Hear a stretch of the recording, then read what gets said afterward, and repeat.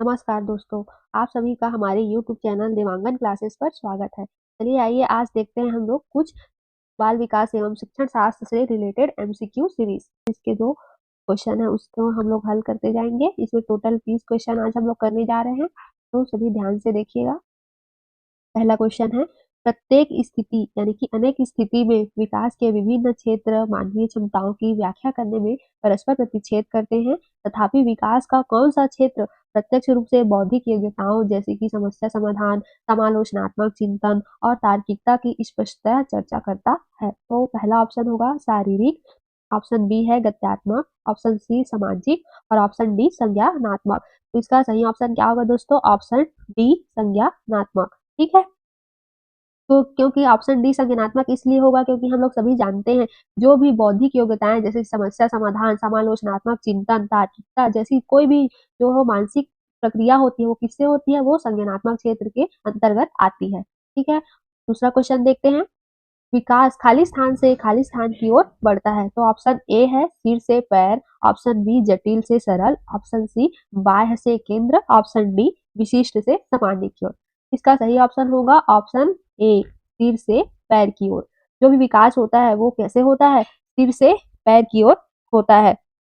इस सिद्धांत के अनुसार बच्चा पहले सिर पर, फिर हाथ पर और उसके बाद अन्य पर नियंत्रण हासिल करता है। अर्थात पहले 2 महीने में सिर और चेहरे की गतिविधियों पर नियंत्रण होता है। उसके अगले कुछ महीने में वे अपनी बाहों का उपयोग करके स्वयं ऊपर उठने में सक्षम होते हैं और फिर पैर और उंगली पर नियंत्रण हासिल करते हैं। ठीक है, आइए दोस्तों तीसरा क्वेश्चन देखते हैं।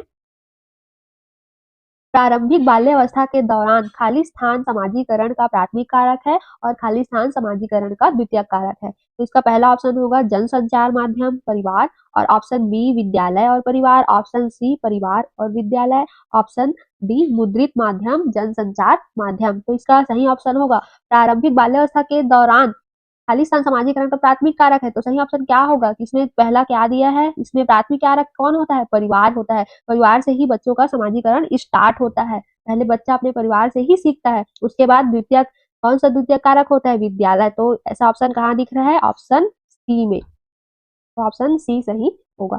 चलिए अब चौथा प्रश्न देखते हैं हम लोग। जीन पियाजे के सिद्धांत के अनुसार अगर एक स्कीम संतुष्ट परिणाम नहीं देता है तो खाली स्थान उत्पन्न होता है। ऑप्शन ए होगा अनुकरण, ऑप्शन बी असंतुलन, ऑप्शन सी संरक्षण, ऑप्शन डी विकास का समीपस्थ क्षेत्र। तो जीन पियाजे के सिद्धांत के अनुसार अगर एक स्कीम संतुष्ट परिणाम नहीं देता है तो क्या उत्पन्न होता है? असंतुलन, जो ऑप्शन बी में दिया गया है। ठीक है, चलिए क्वेश्चन पांचवा देखते हैं। जीन पियाजे के संज्ञानात्मक विकास के सिद्धांत के अनुसार बच्चे किस अवस्था में वस्तु स्थायित्व समझना आरंभ कर देते हैं? ऑप्शन ए होगा संवेदीगामक, ऑप्शन बी पूर्व संक्रियात्मक, ऑप्शन सी मूर्त संक्रियात्मक, ऑप्शन डी औपचारिक संक्रियात्मक। तो इसका सही ऑप्शन क्या होगा? संवेदीगामक। जो संवेदीगामक अवस्था होती है उसमें बच्चों को क्या आ जाती है? वस्तु स्थायित्व की समझ आ जाती है। बच्चे वस्तु में भी जिसको हम देख नहीं सकते, छू नहीं सकते, उनमें भी क्या होती है? जान होती है। यह बच्चे समझने लगते हैं। चलिए ऑप्शन अब देखते हैं हम लोग क्वेश्चन छठवा। इसका ऑप्शन क्या होगा? ए ऑप्शन सही होगा। तो इसका क्वेश्चन छठवा देखते हैं। रमन के सम्मुख हेंज की दुविधा प्रस्तुत की गई है। उसने प्रतिक्रिया व्यक्त की कि हेंज को पैसा नहीं चुराना चाहिए क्योंकि चोरी करना अपराध है और ऐसा करने से समाज में अव्यवस्था पैदा होगी। वर्तमान में रमन नैतिक विकास की किस अवस्था में है? तो ऑप्शन देखते हैं।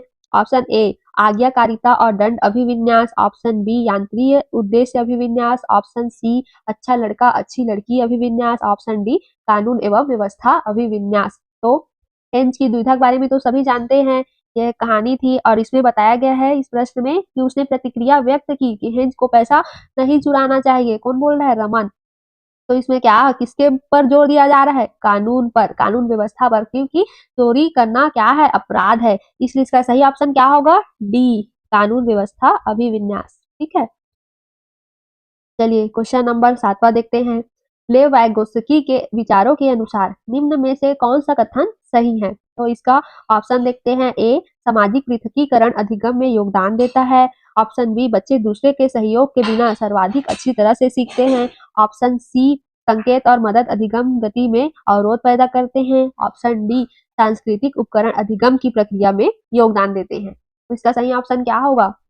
डी, सांस्कृतिक उपकरण अधिगम की प्रक्रिया में योगदान देते हैं। चलिए क्वेश्चन 8वां देखते हैं। लेव वाइगोत्स्की के अनुसार शिक्षण अधिगम की निम्नलिखित में से कौन सी विधि अधिगम को सुम्मत करती है? तो ऑप्शन ए, निष्क्रिय अनुकरण, ऑप्शन बी, सहभागी अधिगम, ऑप्शन सी, व्याख्यात्मक शिक्षण और ऑप्शन डी, उद्दीपन प्रतिक्रिया अनुकूलन। तो आप सभी जानते हैं लेव वाइगोत्स्की किस पर जोर देते हैं? सहभागी अधिगम पर जोर देते हैं। वो एक दूसरे से अंतःक्रिया करके सीखने पर जोर देते हैं। इसीलिए इसका सही ऑप्शन क्या होगा? Option B. क्वेश्चन नंबर 9वां देखते हैं। बाल केंद्रित शिक्षा किसकी अनुशंसा करती है? तो ऑप्शन ए, मानकीकृत पाठ्यचर्या, ऑप्शन बी, पुरस्कार और दंड का इस्तेमाल, ऑप्शन सी, व्यक्तिगत विभिन्नताओं पर ध्यान देना, ऑप्शन डी, योग्यता के सत्तावादी मत का विकास करना। तो बाल केंद्रित शिक्षा का मतलब क्या होता है? बालक को केंद्र में रख कर ही शिक्षा देना। ठीक है, इसका सही ऑप्शन क्या होगा? व्यक्तिगत विभिन्नताओं पर ध्यान देना। प्रत्येक बालक अपने आप में अद्वितीय होता है और अलग-अलग तरीके से ही सीखता है। इसीलिए इसका सही ऑप्शन क्या होगा? ऑप्शन डी, ऑप्शन सी।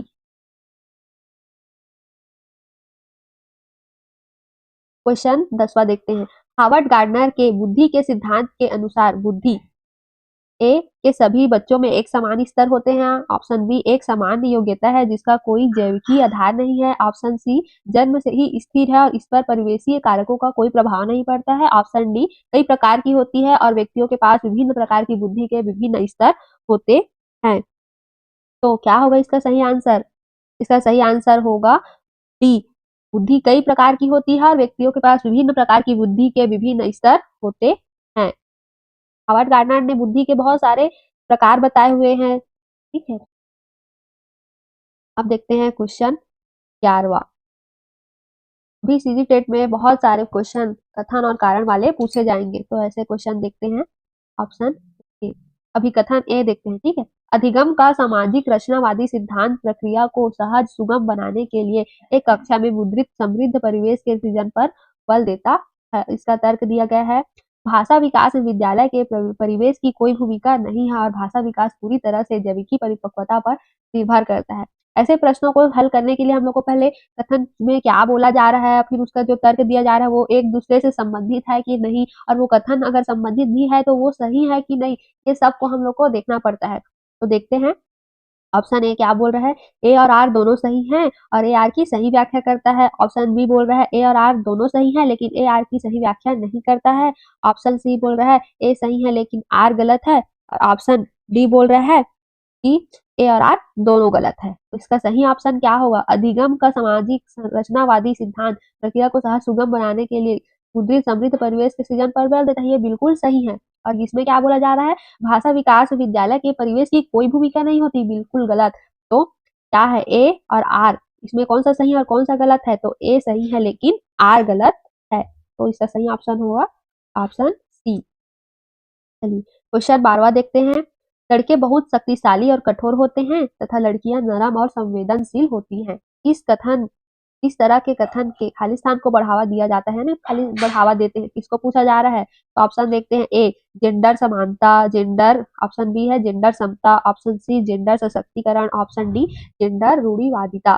तो इसमें इस पर बल दिया जा रहा है, इसमें तो भेदभाव किया जा रहा है, यानी कि पुरानी सोच पर बल दिया जा रहा है कि लड़के बहुत शक्तिशाली और कठोर होते हैं तथा लड़कियों को नरम और संवेदनशील होती हैं, ऐसा बोला जा रहा है। तो इसमें समानता वाली कोई बात नहीं हो रही है, ना ही नारी जेंडर सशक्तिकरण पर बल दिया जा रहा है और क्या होता है, ना ही जेंडर समता की बात हो रही है। इसका सही ऑप्शन क्या होगा? Option D.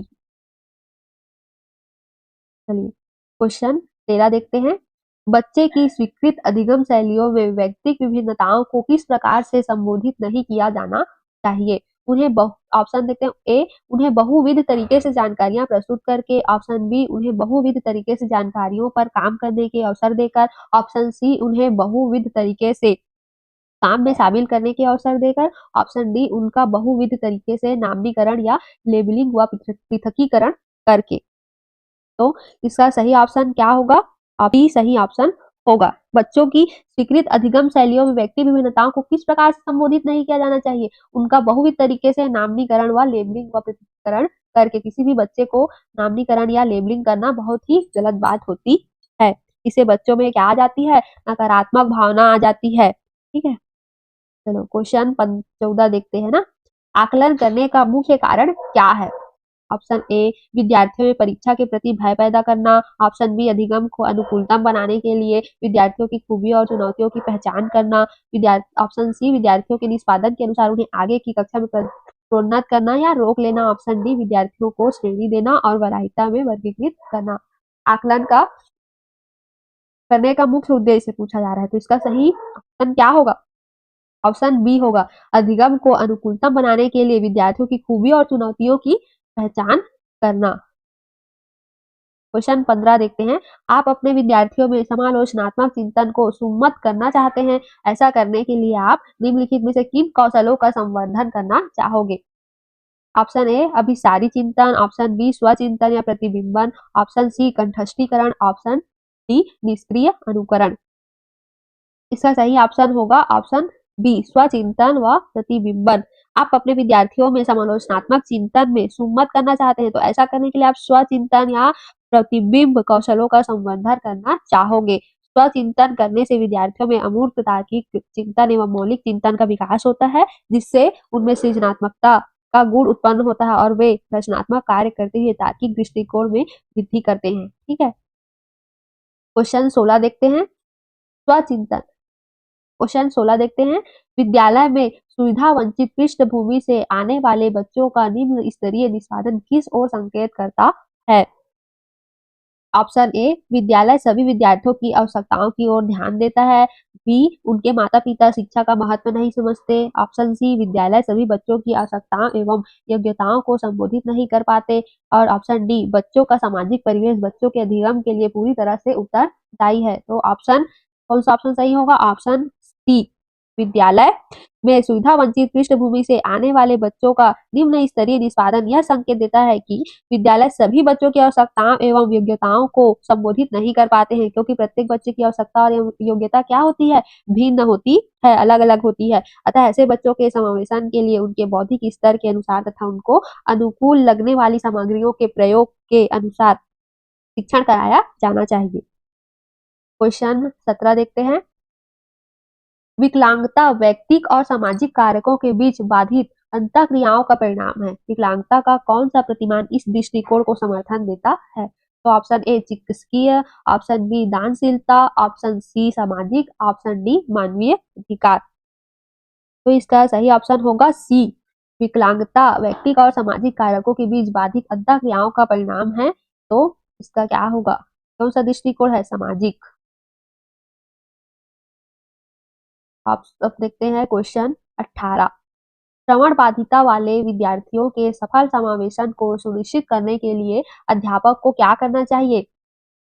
ऑप्शन ए, जानकारी प्रस्तुत करने के लिए व्याख्यान विधि का अतिशय रूप से प्रयोग। ऑप्शन बी, अधिगम के आकलन के लिए मौखिक परिरक्षणों का प्रयोग।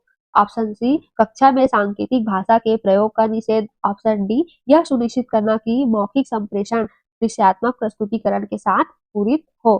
कौन सा ऑप्शन सही होगा इसका? ऑप्शन डी, यह सुनिश्चित करना कि मौखिक संप्रेषण दृश्यात्मक प्रस्तुतिकरण के साथ सुनिश्चित हो। क्योंकि श्रवण बाधिता वाले विद्यार्थियों के समान समावेशन को सुनिश्चित करने के लिए अध्यापक को एक क्या सुनिश्चित करना चाहिए? उसको संप्रेषण, मौखिक संप्रेषण दृश्यात्मक प्रस्तुतिकरण के साथ पूरित हो। क्योंकि श्रवण बाधित बालक लगभग 5 फीट की दूरी पर हो रही सामान्य बातचीत को क्या करते हैं? सुन पाने में कठिनाई महसूस करते हैं। अतः उनको दृश्यात्मक प्रस्तुतिकरण के द्वारा सहजतापूर्ण अध्ययन कराने में हमारी क्या होगी? सहायता करेगा। ठीक है, option D is right. Number 19 देखते हैं। ठीक है, मेधावी या प्रतिभाशाली बच्चों में किस तरह की संभावना होती है? ए, उनमें मूल बातों की सहज समझ का अभाव होता है। ऑप्शन बी, अपने सहपाठियों की तुलना में काफी धीमी से प्रतिक्रिया देते हैं। ऑप्शन सी, यदि कार्य चुनौती भरा है तो उस काम को तुरंत छोड़ देते हैं। ऑप्शन डी, समाधान खोजने के लिए या उनके प्रति इच्छा व्यक्त करते हैं। जो मेधावी और प्रतिभाशाली बच्चे होते हैं उसमें किस तरह की संभावना होती है? तो ऑप्शन डी, समस्या समाधान खोजने के प्रति इच्छा व्यक्त करते हैं। क्वेश्चन 20वां देखते हैं। निम्नलिखित में से कौन सा प्रावधान attention deficit hyper activity disorder वाले विद्यार्थियों के लिए चुनौती प्रस्तुत करेगा। ऑप्शन ए लिखित प्रदत्त कार्यों के लिए सहायक प्रौद्योगिकी तक सुगम पहुंच। ऑप्शन बी विभिन्न संवेदों का उद्दीपन। ऑप्शन सी प्रदत्त कार्यों को छोटे छोटे प्रबंधनीय समूहों में प्रस्तुत करना। ऑप्शन डी बिना किसी अंतराल के लंबी अवधि वाले व्याख्यान। कौन सा सही होगा इसके लिए? ऑप्शन डी बिना किसी अंतराल के लंबी अवधि वाले व्याख्यान।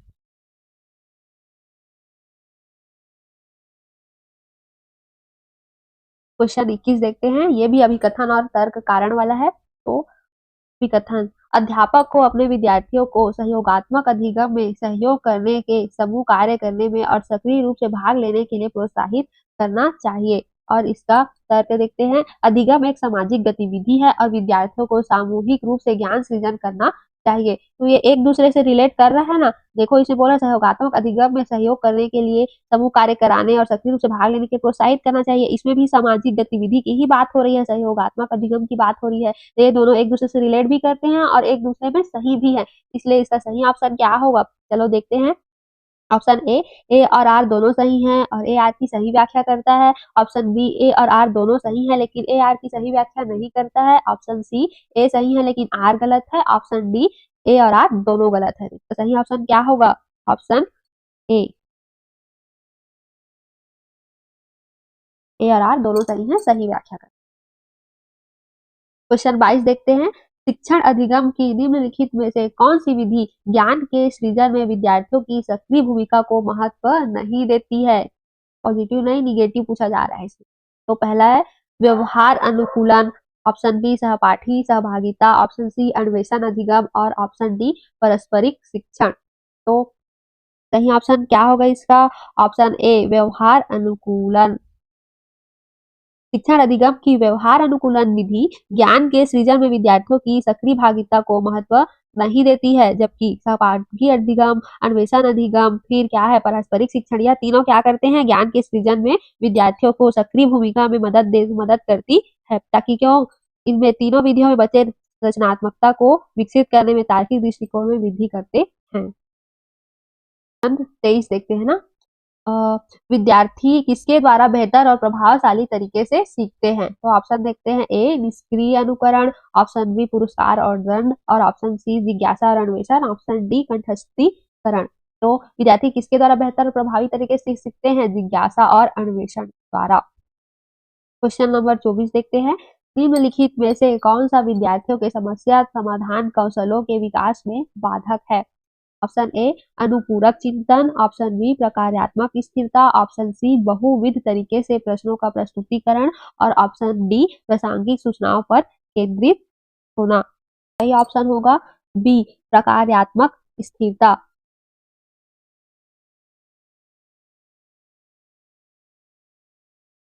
क्वेश्चन 25 देखते हैं।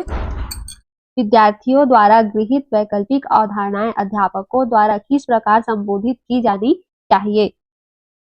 ऑप्शन ए वैकल्पिक अवधारणाओं की कोई चर्चा किए बिना अनदेखी की जानी चाहिए। ऑप्शन बी विद्यार्थियों को किसी भी प्रकार की वैकल्पिक अवधारणाएं साझा करने की अनुमति नहीं देनी चाहिए। ऑप्शन सी विद्यार्थियों को अपने विचार साझा करने के लिए प्रोत्साहित करना चाहिए और इन पर समग्रता से चर्चा करनी चाहिए। ऑप्शन डी विद्यार्थियों को वैकल्पिक अवधारणाओं पर विचार करने के लिए दंड मिलना चाहिए। कौन सा सही होगा? ऑप्शन सी विद्यार्थियों को अपने विचार साझा करने के लिए प्रोत्साहित करना चाहिए और इन पर समग्रता से चर्चा करनी चाहिए। क्वेश्चन 26 देखते हैं। निम्नलिखित में से कौन सा बाह्य अभिप्रेरणा का उदाहरण है? ऑप्शन ए जिज्ञासा को संतुष्ट करने के लिए अधिगम। ऑप्शन बी समझ सुमत करने के लिए अधिगम। ऑप्शन सी नगद पुरस्कार पाने के लिए अधिगम। ऑप्शन डी किसी कौशल में निपुणता प्राप्त करने के लिए अधिगम। बाह्य अधिगम कैसे होता है? जिसमें नगद पुरस्कार पाने के लिए अधिगम हो। ठीक है। क्वेश्चन 27 देखते हैं। साइमा अपनी असफलताओं के लिए योग्यता में कमी को उत्तरदायी ठहराती है और योग्यता को एक स्थिर रूप की तरह मानती है। बार बार असफलताओं का होना उसमें किस प्रकार की भावना का विकास करेगा? ऑप्शन ए जिज्ञासा। ऑप्शन बी असहायता का सीखा हुआ भाव। ऑप्शन सी गर्व। ऑप्शन डी आशा। क्या सही होगा इसका? ऑप्शन बी असहायता का सीखा हुआ भाव। साइमा अपनी असफलताओं के लिए योग्यता में कमी को उत्तरदायी ठहराती है और योग्यता को एक स्थिर रूप की तरह मानती है। बार-बार असफलताओं का होना उसमें असहायता सीखा हुआ भाव का विकास करेगा। असहायता का सीखा हुआ भाव का एक मनोवैज्ञानिक चरण जिसमें एक व्यक्ति कुछ कारकों के कारण उन स्थितियों से गुजरता है जहां वह कार्य करने में असमर्थ होता है। वह सोचता है कि और महसूस करता है कि वह किसी समस्या या कठिन परिस्थिति में उभरने के लिए असमर्थ है और इनके लिए वह समस्याओं के बारे में कुछ भी करने का प्रयास करना बंद कर देता है। तो ऑप्शन सही होगा। चलिए क्वेश्चन 28 देखते हैं। आप अपने विद्यार्थियों को कुछ जानकारी याद करवाना चाहते हैं। इस उद्देश्य के लिए आप किस युक्ति से बचना चाहेंगे? ऑप्शन ए, आप उन्हें निष्क्रिय रूप से कई बार दोहराने के लिए कहेंगे। ऑप्शन बी, उनके पूरे ज्ञान से संबद्धता जोड़ेंगे। ऑप्शन सी, ज्ञान को वास्तविक जीवन की समस्याओं में लागू करने के अवसर देंगे। ऑप्शन डी, उस अवधारणा हेतु उदाहरण और गैर उदाहरण प्रस्तुत करेंगे। इसमें निगेटिव बात पूछा जा रहा है, विद्यार्थियों को कुछ जानकारी याद करवाना चाहते हैं, तो इसका सही ऑप्शन क्या होगा? ऑप्शन ए, उन्हें आप निष्क्रिय रूप से कई बार दोहराने के लिए कहेंगे। क्वेश्चन 29 देखते हैं। निम्नलिखित में से कौन सा व्यक्तिगत कारक है जो अधिगम को प्रभावित करता है? ऑप्शन ए, स्कूली माहौल। ऑप्शन बी, अनुवांशिकता। ऑप्शन सी, सांस्कृतिक संदर्भ। ऑप्शन डी, अध्यापिका का शिक्षा शास्त्र। तो इसका सही ऑप्शन क्या होगा? ऑप्शन बी, अनुवांशिकता। क्या है? व्यक्तिगत कारक है जो क्या करता है? अधिगम को प्रभावित करता है। क्वेश्चन 30वां देखते हैं। अधिगम किसके द्वारा नकारात्मक रूप से प्रभावित होता है? ये हमारे सीरीज का लास्ट क्वेश्चन है। आज के सीरीज का लास्ट क्वेश्चन है। इसका आंसर आप लोग कमेंट में बताइएगा क्या होगा। ऑप्शन देख लेते हैं। अध्यापिका द्वारा प्रदान पाठ। ऑप्शन बी, निराशा की भावना। ऑप्शन सी, विद्यालय का मुद्रित समृद्ध परिवेश। ऑप्शन डी, विद्यालयों की जरूरत के अनुसार व्यक्तिगत रूप से दिए गए अनुदेशन। इसका आंसर कमेंट में बताइएगा और नहीं आप लोग बताइएगा और इसका मैं आंसर बताऊंगी नेक्स्ट क्लास में। ठीक है, आज के लिए सेशन समाप्त करते हैं, फिर मिलेंगे दूसरे क्लास।